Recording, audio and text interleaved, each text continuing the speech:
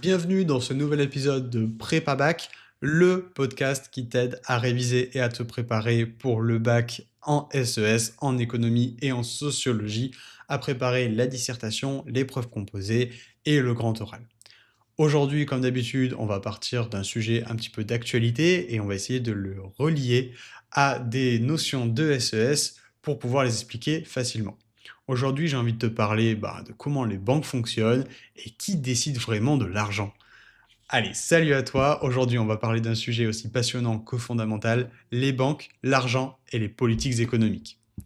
Tu sais, souvent, quand on parle de l'économie en SES, on a l'impression que c'est un monde qui est super compliqué, qui est réservé à des experts, des experts en costard-cravate sur les plateaux télé, à BFM, dans des grandes tours, dans des grandes villes. Mais en fait, tout ce système, il nous touche directement. Et c'est du concret. Quand tu ouvres un compte en banque, quand tu payes en carte bleue, que tu demandes un prêt étudiant, bref, tout le temps, ça te concerne. Alors aujourd'hui, je t'embarque avec moi pour comprendre premièrement le rôle des banques commerciales, le rôle de la Banque Centrale Européenne, la BCE, et la différence entre politique monétaire et politique budgétaire. Ça, c'est des notions super importantes au programme de SES. Allez, on y va. Déjà, première question. C'est quoi exactement une banque? Qu'est-ce qu'une banque? Une banque commerciale comme la BNP, le Crédit Agricole, la Société Générale ou la Banque Postale, c'est une entreprise qui fait deux choses principales. Premièrement, elle va garder ton argent plus ou moins en sécurité et te proposer des services comme un compte courant, une carte bancaire ou faire des virements. En deuxième, elle peut te prêter de l'argent et elle peut prêter de l'argent à d'autres personnes ou à des entreprises. Donc toi, tu mets ton argent sur ton compte, donc tu épargnes, et la banque, elle réutilise ton argent pour financer des crédits, des prêts immobiliers, des prêts auto ou des prêts étudiants. Et c'est pas un problème, parce que statistiquement, tout le monde ne retire pas son argent en même temps, donc la banque, elle fait circuler l'argent et gagne en plus de l'argent sur les intérêts qu'elle te fait payer quand tu empruntes. Donc elle fait tourner l'économie. Petit rappel de cours rapide sur deux notions clés.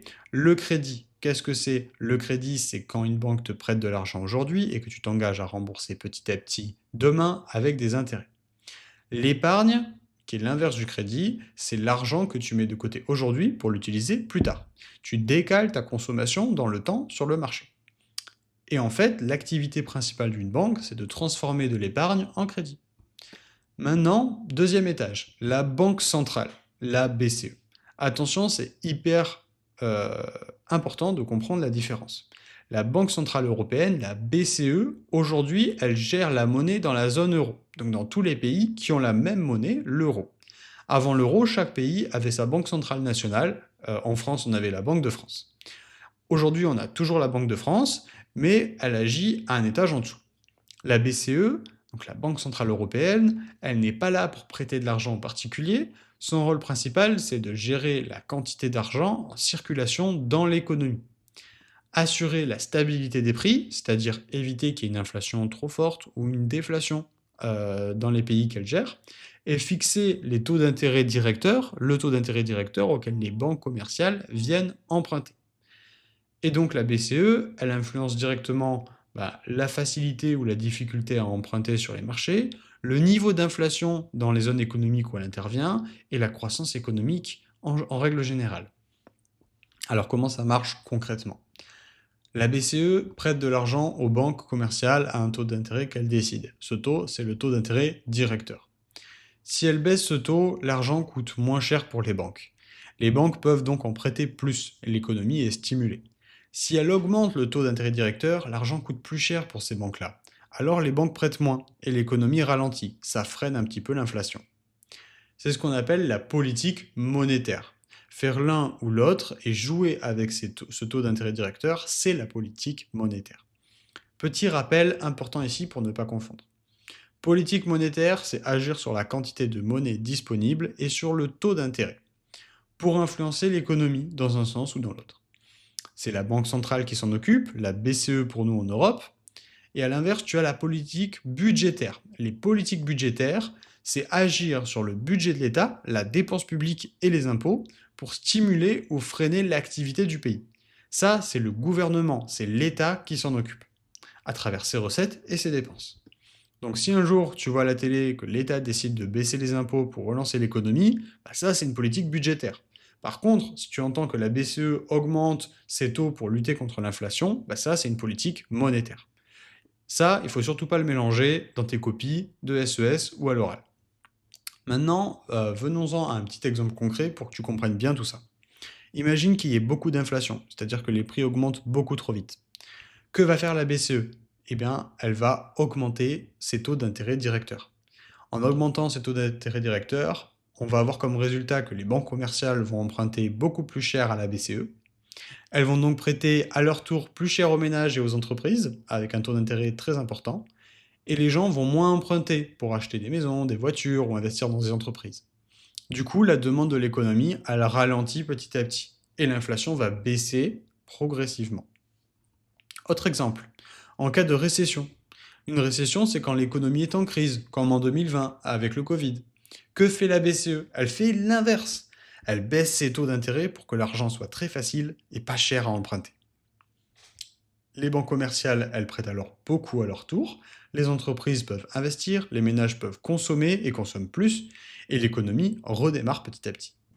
Maintenant, revenons un peu plus sur les banques commerciales. Les banques que tu connais, c'est les banques de ton quotidien. Une banque commerciale, elle a plusieurs obligations. Première obligation, elle doit garder un certain niveau de fonds propres pour garantir sa stabilité.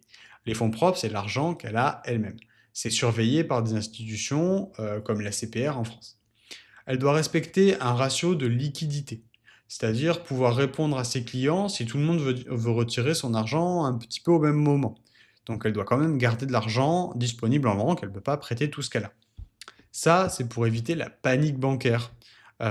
C'est ce qu'on appelle le bank run, comme on a pu le voir dans certaines grandes crises et même dans d'autres pays. Et c'est aussi pour ça que la BCE, elle joue un rôle hyper important, c'est qu'elle est prêteur en dernier ressort. C'est-à-dire qu'elle peut prêter également. Si une banque est en grande difficulté, elle peut venir demander de l'aide à la BCE pour éviter la faillite générale du système bancaire. Petit point d'attention maintenant, faites attention, les élèves qui mélangent souvent dans les copies l'argent et la création monétaire. La création monétaire, c'est quoi? C'est tout simplement le fait de créer de l'argent nouveau dans l'économie, augmenter la quantité de monnaie en circulation. Et aujourd'hui, 90% de la création monétaire, ça vient des banques commerciales.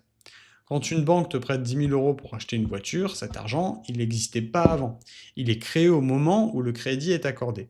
C'est une création monétaire par le crédit bancaire. Par contre, attention, cet argent, il doit être remboursé. Quand tu rembourses ton prêt, cet argent, il est détruit petit à petit. Donc, l'argent, il n'est pas magique. Il a une vraie logique de création et de destruction. Enfin, pour bien compléter ton bagage sur ce sujet-là, un petit point sur l'indépendance de la BCE. La Banque Centrale Européenne, elle est indépendante des gouvernements notamment, pour séparer politique monétaire et politique budgétaire. Pourquoi? Pour éviter que les politiques utilisent la planche à billets, donc la politique monétaire, à des fins électoralistes. Baisser les taux à tout va pour faire plaisir avant une élection. Créer de l'argent pour financer des promesses sans penser aux conséquences derrière. L'indépendance de la BCE, de la Banque Centrale Européenne, elle est censée garantir une gestion sérieuse de la monnaie, de l'euro, sur le très long terme.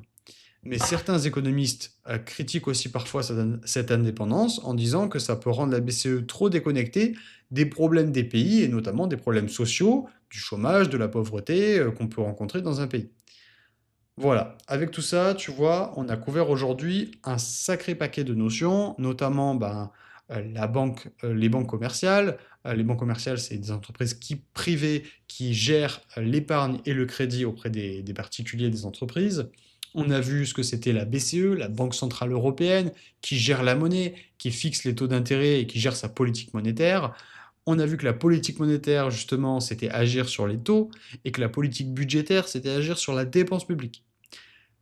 Création monétaire, qu'est-ce qu'une création monétaire? Ça vient principalement des crédits bancaires, des crédits qui sont accordés, et on a vu que quand on avait une création monétaire, on avait aussi une destruction monétaire derrière.